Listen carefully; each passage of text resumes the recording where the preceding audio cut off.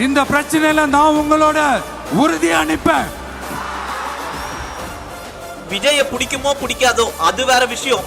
ஆனா விஜய் இன்னைக்கு விவசாய மக்களோட இடத்துக்காக குரல் கொடுத்தார்ல, அதுக்கு ஒரு பெரிய சல்யூட். பரந்தூர் விவசாய மக்களை அங்க இருந்து காலி பண்ண சொல்லிட்டு அங்க ஒரு ஏர்போர்ட் வரும்போது, ஒரு நாட்டோட வளர்ச்சிக்கு ஏர்போர்ட் தேவைதான். ஆனா அந்த ஏர்போர்ட்டை இந்த பரந்தூர்ல அமைக்க வேணான்ட்டு தான் அந்த ஊர் மக்கள் போராடுறாங்க. அதுக்கு மக்கள் கூட இணைந்து விஜயும் போராட்டத்துல இறங்கி இருக்காரு. சரி, இந்த பரந்தூர் மக்களை விடுங்க. எதுக்கு பரந்தூர்ல விமானம் நிலையம் அமைக்க கூடாதுன்னா, அந்த இடம் பாத்தீங்கன்னா கிட்டத்தட்ட 38% விவசாயம் செய்யும் இடம், கிட்டத்தட்ட 35% நீர்நிலைகள். இந்த இயற்கை வளத்தை எல்லாத்தையும் அழிச்சிட்டு தான் அங்க விமானம் நிலையம் வரதுக்கு பிளான் போடுறாங்க.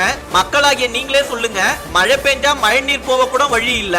இப்ப இயற்கை வளமான விவசாய இடத்தையும் நீர்நிலைகளையும் அழித்து இந்த விமானம் நிலையம் தேவையா? இதுக்குதான் அந்த விவசாய ஊர் மக்கள் கிட்டத்தட்ட 900 நாட்களுக்கு மேல போராடின்னு இருக்காங்க.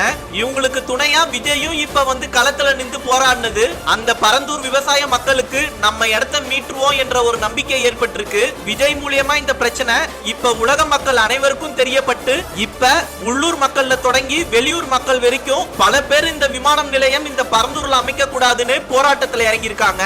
அதனாலதான் சொல்றேன், விஜய பிடிக்குமோ பிடிக்காதோ, விஜய் செய்த இந்த செயல் ரொம்பவுமே தரமான செயல். மேலும் இந்த நிகழ்வை பத்தின உங்களுடைய கருத்தும் என்ன என்றத கமெண்ட்ல பதிவு பண்ணுங்க. இந்த பிரச்சனையில நான் உங்களோட உறுதியா நிப்பேன்.